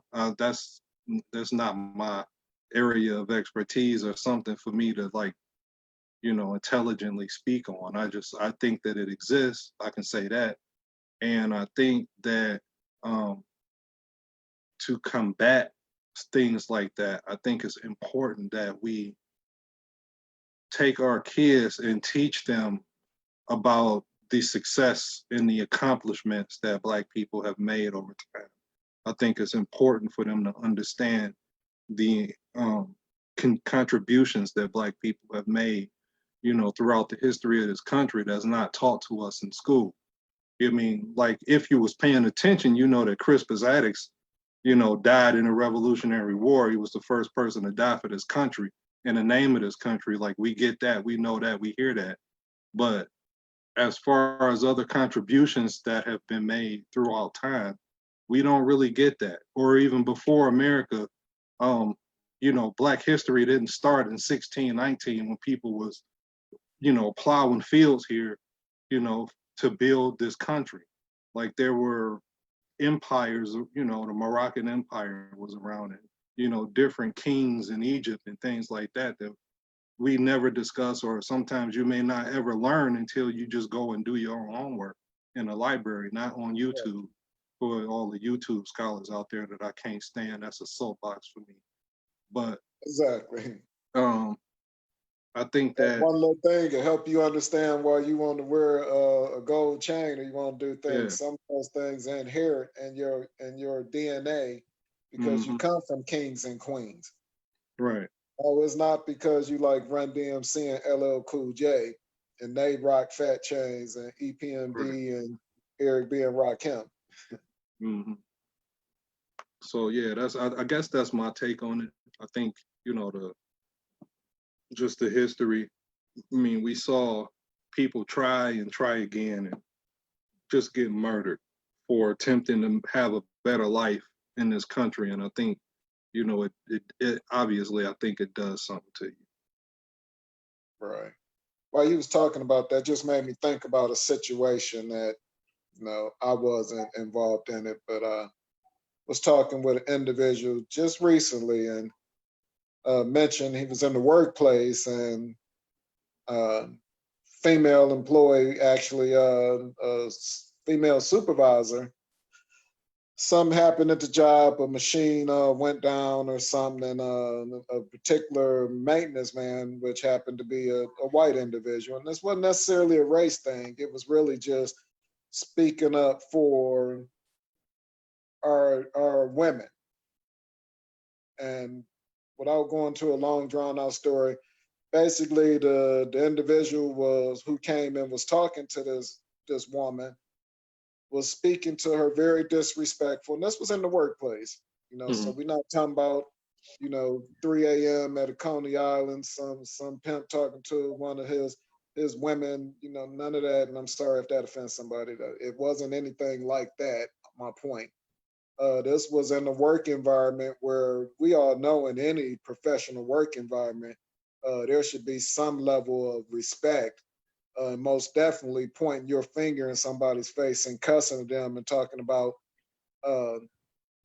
what F this and dropping all these F bombs is not acceptable. And there were numerous people who saw this, and only one individual stepped in and said something. And I'm not saying this to say that it was a race situation, but the woman was a Black woman, older in her 60s, and this gentleman was a white man who had a little bit more stature within the company. His position was higher than hers. That's all, because he's not more important. And he was talking to her to very disrespectful, to the point where this individual stepped in and was like, hey, that's not acceptable how you talking to her. You need to show her a little more respect. You need to show me some respect by not even talking to her and thinking it's okay to talk to her like that in the workplace. And the man in management, first thing out of his mouth, he asked the individual, because this is a union job, he asked the individual, are you in the union? And hearing this story, I don't know what being in the union got to do with how much level of respect you get, but I just thought it was funny that was the response. And my point in bringing this up is when we talk about generational things, these other individuals who probably felt the same way and didn't speak up because they feared this individual could do something to them in the workplace, uh, to me was crazy, because to that individual who said something, it wasn't about a workplace, a union, or any of that. It was, hey, you're not going to disrespect this woman. She's not being disrespectful to you. It's one thing if they arguing back and forth, but she's Mhm. just taking it from this individual, and all of the other individuals standing around were accepting it. And not to blame and point fingers at them, because I feel like when we talk about generational things, Mhm. sometimes we unfortunately still take on those slave mentalities when it comes to certain situations, Right. because that's the only part of our history that's been taught to us, like you said. And I always try to bring home my point. My point here being, if our youth and our culture had a better understanding of us, not just in sense of how we was drug over here and forced to work and build this country and even fight in wars and still not get treated, as I corrected you early, only 3/5 of a man, is Mhm. very frustrating. But that thought mentality, that because of that, I think sometimes generationally is moved on, because those individuals, and it was unconscious that they did this, they just automatically, because this person held this title, it was okay for them to talk to a person like that. And the particular person who shared this story with me, he said, he was like, I felt like I was out in the fields, and the master was talking some old kind of way sideways, and everybody just kind of put their head down because they didn't want to deal with the repercussion. And I don't think anybody maybe did feel like they were gonna lose their job. I don't know, but for some reason they didn't have a problem what was going on, Mhm. because mentally I think a lot of us are, based off our education or what we've been educated on, we sometimes unfortunately believe these individuals to be more than what we are as a human being. And we all everybody, all I can speak for myself, all I want is equality. I want to be treated equal. And I think that's the sentiment of a huge percentage of us. I don't want something extra. I just want to be treated equal. I know it hurts because some of the band-aids that are being snatched off are making it seem like we're getting some more, because Mhm. it's so sudden for some people. The flag, the Confederate flag, for example. But I just think that we have to again educate our youth, because when they see those kings and queens and they see those bloodlines that we come from, and when those things are shouted out and you get educated on those, I think those things could help your mindset to put Mhm. you in a situation where, and when we think about Malcolm X in comparison to Martin Luther King, they both had the same goal, but we all know Malcolm X, you know he was a little more in your face about it. He was willing to, if you punch me in the face, I'm gonna shoot you back in the face type of attitude. Like, don't harm me and think that I'm gonna be okay with it. Whereas Martin Luther King was more so like, hey, we want equal rights, and a little more calm with it. And when you compare the two, even though they both, as we know, were taken away from us, uh, Mhm. I think that we all can truly say that we know Malcolm X truly, in his beliefs, feared no man. And when I say fear no man, I don't mean and what a lot of us are taught in church, fear no man, it's okay. If you die, you're going to heaven, fear no man. No, fear no man, that if you inflict pain on me, I will inflict 10 times the pain on you type attitude. And again, I'm not even nowhere near trying to insinuate I want people to go out there and do anything violently. But when we talk about generational trauma, I think too many of us believe that we are 3/5, and maybe not that specifically, but just Mhm. in our actions. And the reason I told that brief story is because I think in that situation, self-consciously, those other individuals that stood around and witnessed that kind of felt that way, whether they realized it or not. Because at that point, I think all they were worried about was their jobs. And I can give you another example of it that was national. It Mhm. happened in the NBA in 2016 with Donald Sterling, and it happened in the NFL with Kaepernick in Right. 2016 and 17, where, and I may be off on the NBA situation with Donald Sterling on the year, I apologize, but we saw people who are in a situation financially as a whole, because there's different pay within the NBA and Right. NFL. Right. Everybody's not rich, but for playing a Mm. sport, they make a lot more money than the everyday average individual. I think the minimum wage in the NFL is 400,000, and in the NBA it might be 200 or whatever the numbers are. They make pretty good money for what they do, Right. and those individuals, I was shocked that they wouldn't show a particular level of Just solidarity that I think yeah. could have brought on change faster in both of those situations. In the NBA, Right. it wasn't the sport itself that was being questioned. It was, how are y'all letting the individual that has these type of racist ideologies uh, oversee a team full of black men? How is that Right. possible? And how are you guys not standing together in solidarity? I felt they shouldn't step not one foot on the court for that. But again, Mm-hmm. when we talk about generational trauma, I think that, they started equating it to, well, I don't want to lose my job. And I know Right. that's what the case was in the NFL, because owners who were scared of the president at the time with the comments that he made about those son of a bitches better bow down to that flag or find another job. And they were okay with those statements, which today Right. we know for some reason that's not okay. But it was just okay a few years ago. And I get it, we're growing and I'm proud of the growth. But when we talk about generational trauma, I think that's Mm-hmm. why some of these things have been allowed to happen in the past. And we're seeing a stronger force now, and I hope it continues.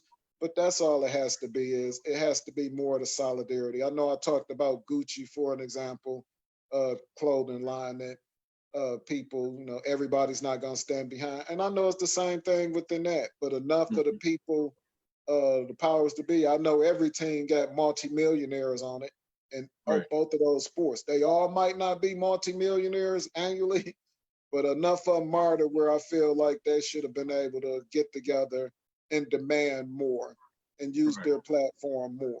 And I know some people don't like, they want their sports to be their sports and politics to be their politics, but politics is in everything. And we know that to be true. And when I say politics, we all know what we mean. It could be at your job. There's politics in it. This person Mm-hmm. does what they do because they know that person, and so on and so forth. So Right. yes, that's when I get frustrated, when we have people in situations where they can make those changes and they don't. Right. But the answer, or to keep reiterating, I think it's because of exactly what Candace asked about. Mm-hmm. Yeah, that was a good little run we had with that one. It was a nice little coverage, about what people face and things. And, a lot of times we might not realize, we suffering from something that's a generational threat to us Right. that And we that's going why, through. and that's why I like to start out. That's why I started the story out with something everybody could relate to. This was Mm-hmm.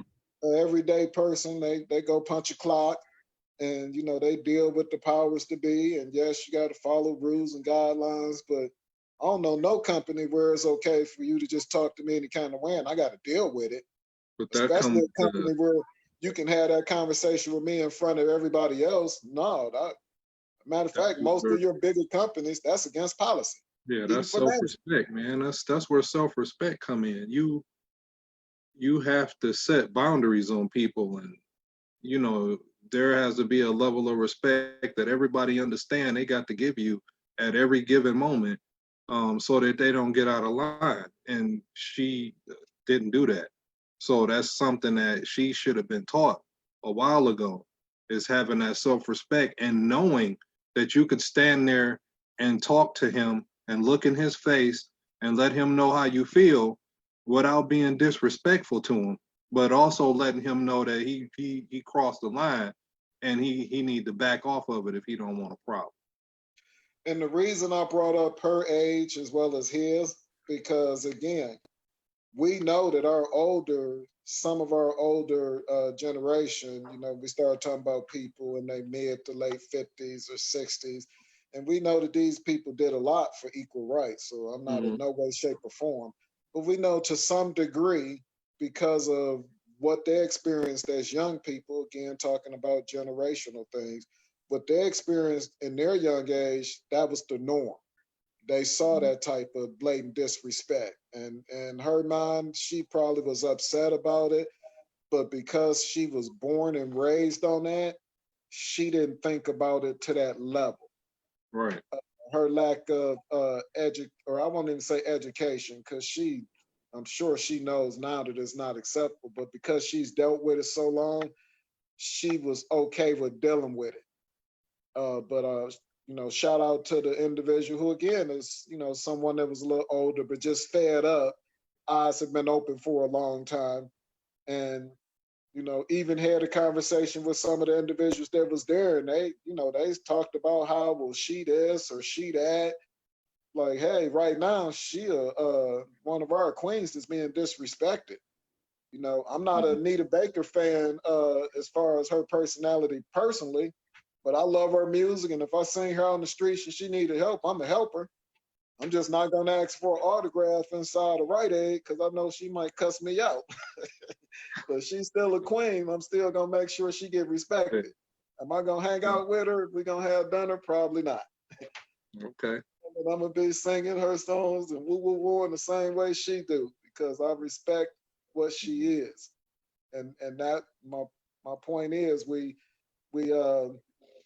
because of the way we've been raised and taught in this country, the educational system, I think in the back of a lot of our minds, we think that other individuals are better than us because we see them living what we consider to be better than us in a lot of situations. They hold better paying jobs. They live in better educational systems. They have better neighborhoods. Um, so yeah, sometimes most of the time it's envy and people know why it happened, but sometimes people look at it like, wow, they better than us. And that's why some of the things happen as long as they do. That's just my take on it. Or we good at saying, you know what, we just pray about it. It'll be okay. Because that's what she did. She said she was gonna go home and pray about it. I don't know what she was gonna go home and pray about. Uh, but that was her response. She I don't know what she was praying for. I don't know if she's praying for anvil to drop on him like on the cartoon on the Roadrunner, or she was praying that he was gonna wake up tomorrow and go take sensitivity training, or Mm-hmm. I know if she was praying that, he wasn't gonna wake up tomorrow, he was gonna die in this. I don't know what she was praying for. All I know is she needed to have a different attitude about that. And again, Right. just demanding equal, not I want more. I think that's all people ever been asking for is, a fair shake. Treat me fair. You want equal treatment. And, there's just a long history of that not happening here. So yeah, obviously I think, people always gonna be upset, but to repeat ourselves again, there's self-respect and understanding and knowledge.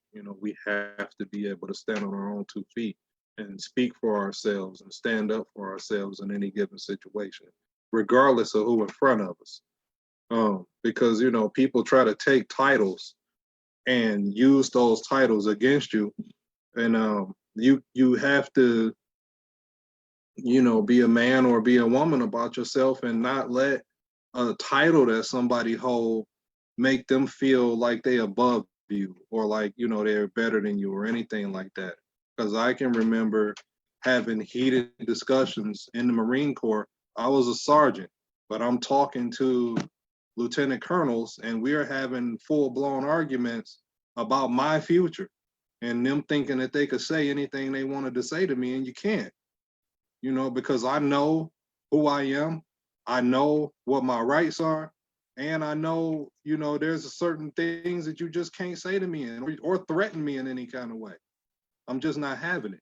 So everybody need to be like that, not just because of who I am or what I've been through or what I know.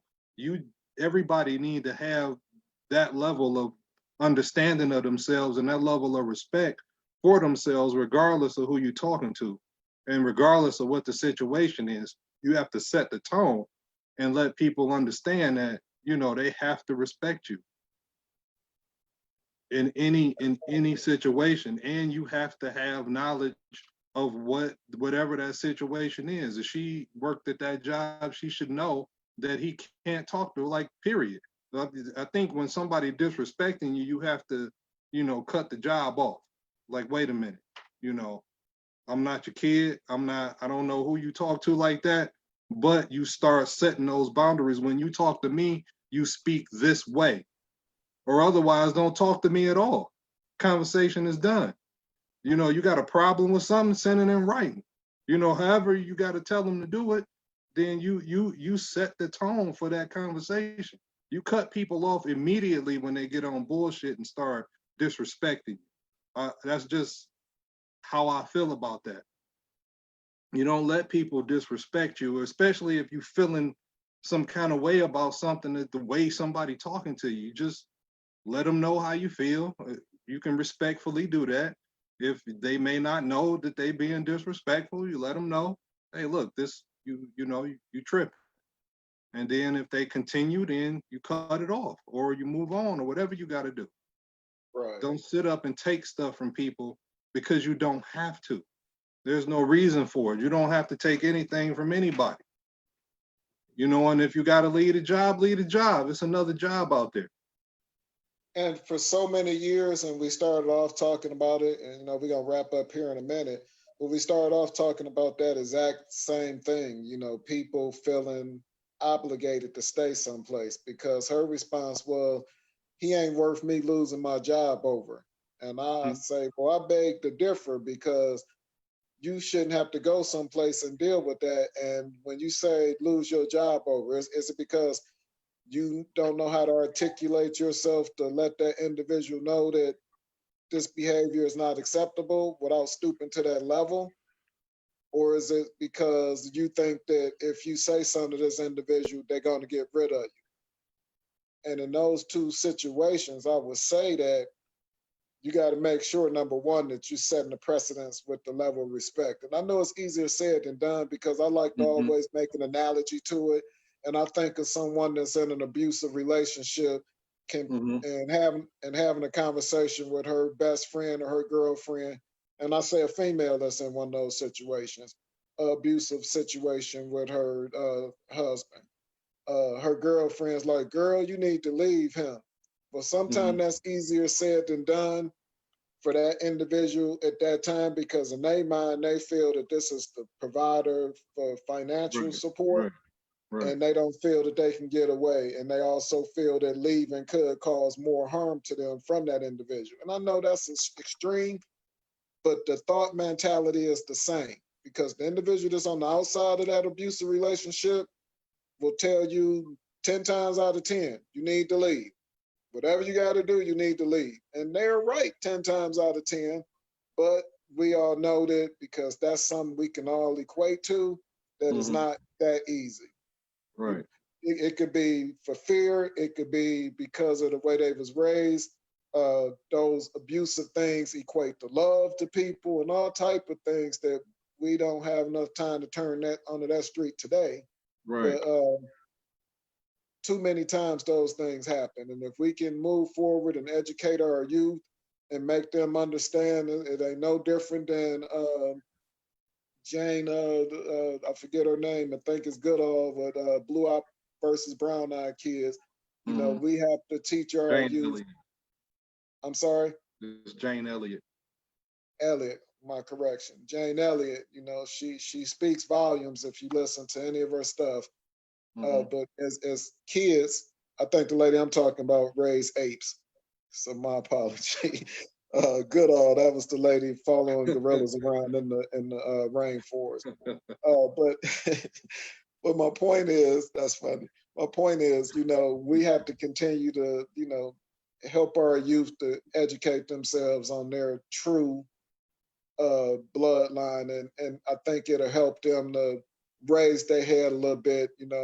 In some cases, maybe it'll teach them to respect themselves even a little bit because, as I said earlier, when you point that finger, you got more of them pointing back at you. I know I was wrong with the count. It's talking about you pointing one, you got 5 or 6 pointing back at you. I don't know whose deformed alien hand that is I was referencing, but my point being, if we educate ourselves on who we are and what we truly are, and not just the last 400 years, because we've been around longer than that. Right. I think maybe that'll help us to get past some of the things that we do to ourselves. And I'm not talking about just no crime, because crime happens in poor neighborhoods across the world. I think just how we view ourselves and the level of respect that we demand and how we demand that respect, I think it'll change. Yeah. And I said, hopefully, I would love to see it in my generation, but all I can do is continue to fight for it and educate and push people to understand it. And when you have situations like that, be smart. Sometime a situation, like I said, I used Coney Island because it's other factors involved. People may be under the influence of alcohol and drugs, out here in the streets, but typically in the workplace, I'm keeping my fingers crossed. I don't think those were the factors in that particular blatant disrespect for another person. So again, be smart. I'm not talking about putting yourself in jeopardy physically, but I don't think in the workplace going over to someone that's blatantly yelling at another person and being disrespectful is a cause for you to get stumped out or shot or something. Right. Again, I to think those me, things that's happen in the workplace. to me, that's the confidence of being able to articulate what you want to say in an understandable manner where, they'll get the point. And I think, that comes through, self-awareness and education. So Exactly. that's I swear I think it's just that simple sometimes with Right. people, being able to articulate, get their point across of what they want to say and do it in a manner where everybody understand what you're saying without you being really blatantly disrespectful about it. But again, when we talk about culturally and we talk about how we grew up and we got a whooping with the belt when we got out of line. And some of us still believe that to this day, to a degree. I think we all can look back on our childhood and we know at least one cousin or neighbor who they truly was being abused and we didn't see it as that, but as we gotten older and look back on it, the getting whooped with a belt, without no bottoms on the porch in front of your friends, that's abuse. you know, happen to take a bath after whooping because you got so many whelps on you. You know Right. what? That's abuse. But those things come from again lack of education and what those things unfortunately do. And if Kansas still listening, I'm sure she's smiling ear to ear when she hear me say this. But those type of things, when you talk about generational trauma, those are the type of things that stay with people and they get out here in the street. And when they do have a conflict, they end up beating somebody up or stomping them out.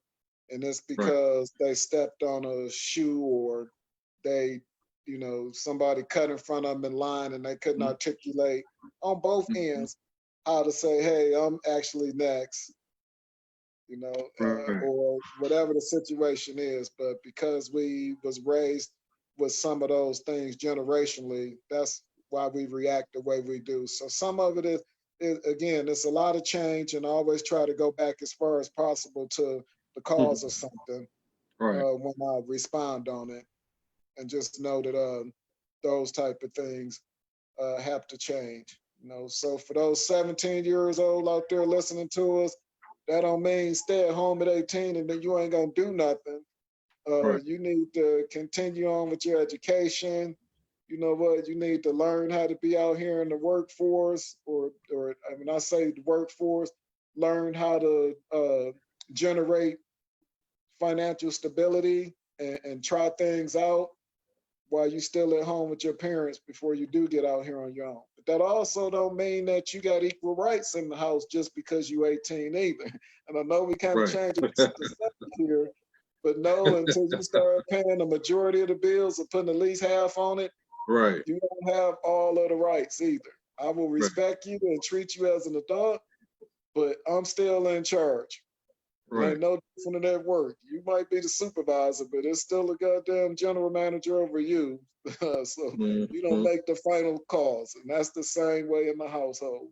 Right. You know, and we are bad about it. You know, kid end up getting a unplanned pregnancy. Get out, like Mm-hmm. man. Not only are you putting out a woman that's not ready to be out there, but you putting her out there with a baby. Mm-hmm. Like let whoever she shacked up with take care of her and the baby. That Right. Negro young too and ain't got his shit together. So now they finna be out here, guess what? Struggling and abusing Mm-hmm. that baby, whether it's mentally or physically. And nine Right. times out of 10, the baby mama gonna end up with another boyfriend because she despised that guy for what he helped situation he put her in and he not available to help her. So she Right. end up with another guy who, guess what? That guy don't have the love for her baby because it ain't his baby. Now Mm-hmm. we on a whole nother street with a whole nother topic that we don't have time for again today. Right. We'll But we'll roll down that street next time. I'm sure we'll. write Uh, it down. I'm sure yeah, people would love to talk about that. yeah, we'll get into that on another day. Yeah. But man, as we wrap up here, man, just want to recap and just kind of go back and talk about what we talked a bit about today. Mm-hmm. Um, want to start back at the beginning. The COVID people, COVID-19, this coronavirus, as we like to call it, it is not over. You know, we need to continue to be smart. If you don't need to go someplace, and I know it's summertime and it's hard, especially after the spring we had, don't do it. You Mm-hmm. know, cut down on I personally, I'm out here. I don't think it's time to be going to restaurants and bars right now and dining in.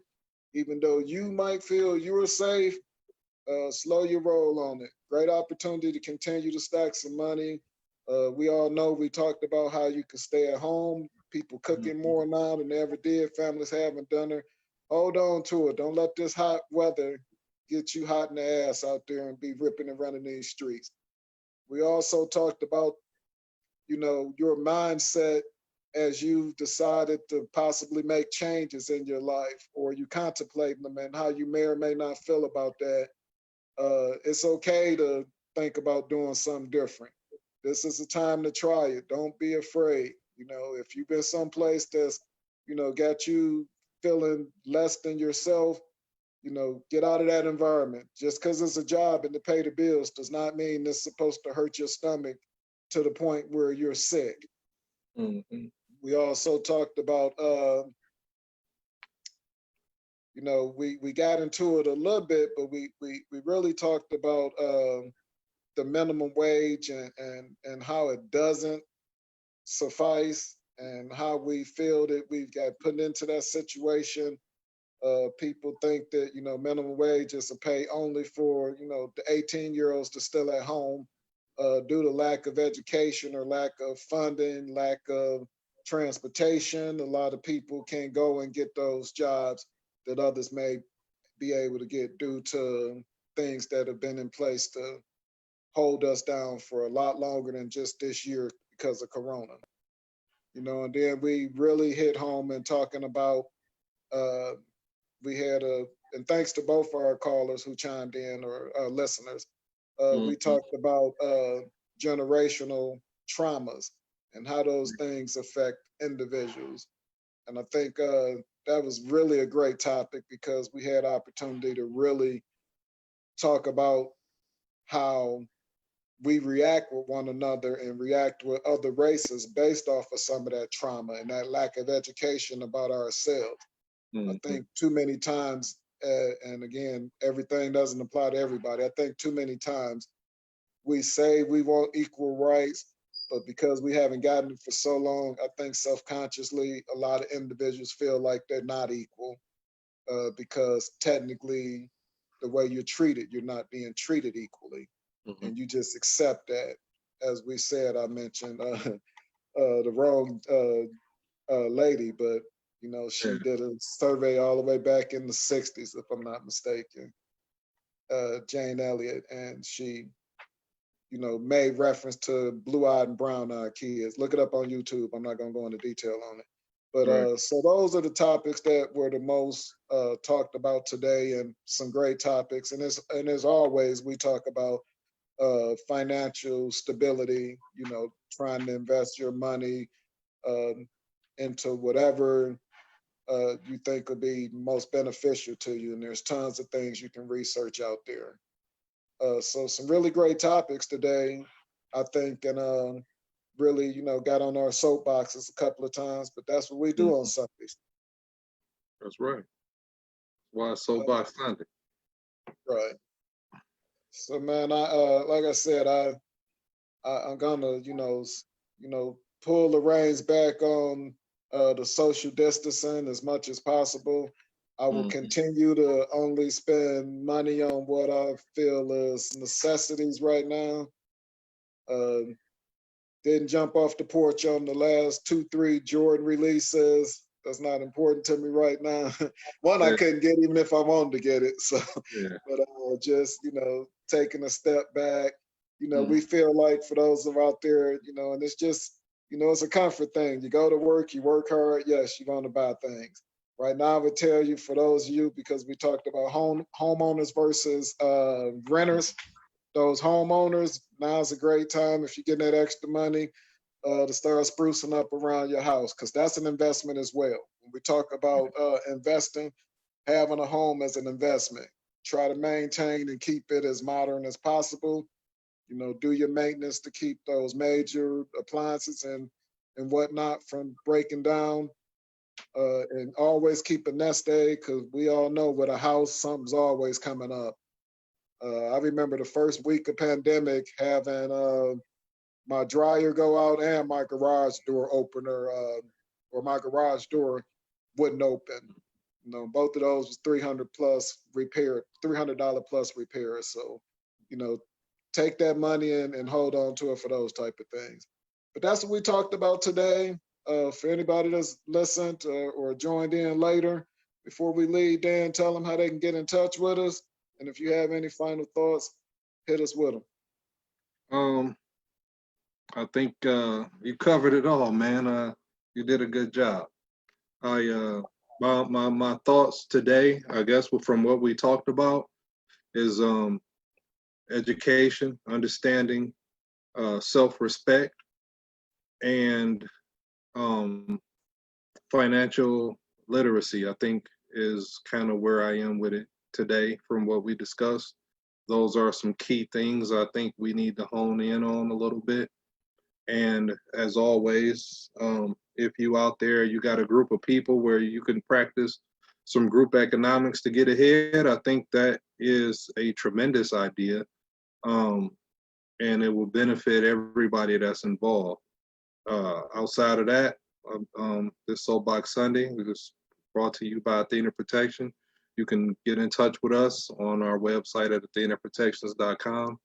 You can reach us on our 1-800 number at 800-951-4866, 1-800-951-4866, or you can reach us on any social media platform. As always, these Soapbox Sundays will be put on YouTube, so if you can subscribe to the YouTube channel, like and share, we appreciate that very much. Also, thank you to everybody that tuned in with us and hung in with us for so long today and that participated in the comment section. All of you are greatly appreciated. Hey, man. As usual, man, love doing this with you. Look forward to seeing you next week. Mhm. And everybody stay safe. And please, please wear the mask. I know it looks dumb and you don't like them. Mhm. I think they helped us maintain for as long as we did here in Michigan. Right. Even being green, one of the only two states in the whole country that were green at one point. Unfortunately, we're not now, but I feel like we can get back there. Um, and you know, the one thing as we close out, I forgot to talk about when we summarize, which was probably one of the most important things that we started out talking about, is our men and women of the police force. Mhm. I have to say I appreciate what the huge, huge percentage, and I'm talking about 98, 99% of you are out there doing Mhm. on a day-to-day basis. Continue to do that. I have nothing but respect for you. I know when I'm in trouble, I dial 911. So continue to strengthen your peers, and continue to do what you do. You signed up for this for a reason. Remember that reason. Don't let this injustice going on out there sway you all away from why you originally signed up as police officers, because I know the majority of you signed up because you want to protect and serve. So don't forget about that. You got to remind your peers to forget about that. And again, everybody stay safe. Yeah, I would say those are my brothers and sisters forever. I love them. I will always be critical of them because I love them, but that does not make me anti-police. And when I see reasons to support and defend them, I will do the same. So I think that's what family do. If you're wrong, you're wrong, and if you need help, then that's okay too. So I'll take Great it from point. there. Yeah.